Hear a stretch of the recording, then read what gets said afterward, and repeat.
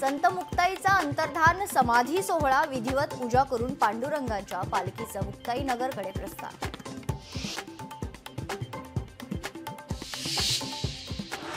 Tuljapur drugs प्रकरणात आणखी एका आरोपीला बेड्या। आतापर्यंत ड्रग्ज प्रकरणातील अटकेत असलेल्या आरोपींची संख्या 18वर।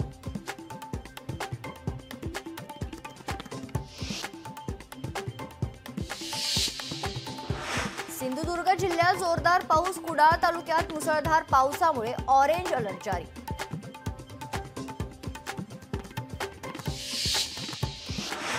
जालन्यातील परतूर येथे भाजपच्या वतीने तिरंगा रॅली। तिरंगा रॅलीत माजी सैनिकांच्या तर बबनराव लोणीकर यांच्या हस्ते सत्कार करण्यात आला।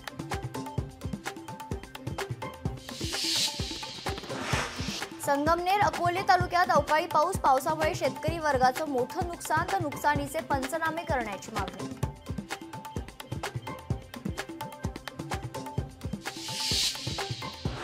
धाराशिवमध्ये ओबीसी नेते छगन भुजबळांना मंत्रिपद मिळाल्यानं जल्लोष, तर फटाक्यांची आतिषबाजी करत एकमेकांना पेढे वाटून आनंदोत्सव साजरा।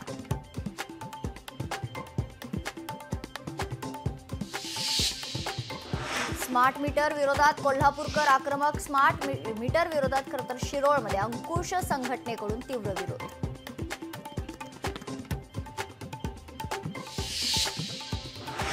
पैठण तालुक्यात वादळी वाऱ्यासह अवकाळी पाऊस। वादळी वाऱ्यामुळे आंब्याचं झाड घरावर कोसळलं। घराचं नुकसान, जीवितहानी नाही।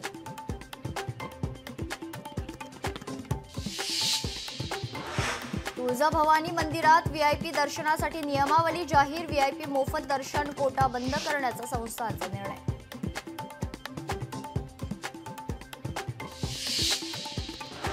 आसाममधील गुवाहाटीमध्ये मुसळधार पाऊस। मुसळधार पावसामुळे गुवाहाटी आसाममध्ये पूर आल्यानं प्रचंड नुकसान।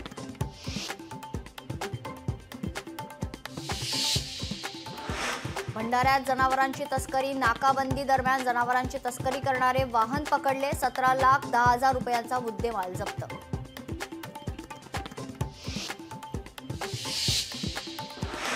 सप्तशृंगी घाटात कारवर दरड कोसळली। कारचे मोठ्या प्रमाणात नुकसान, सुदैवानं जीवितहानी नाही।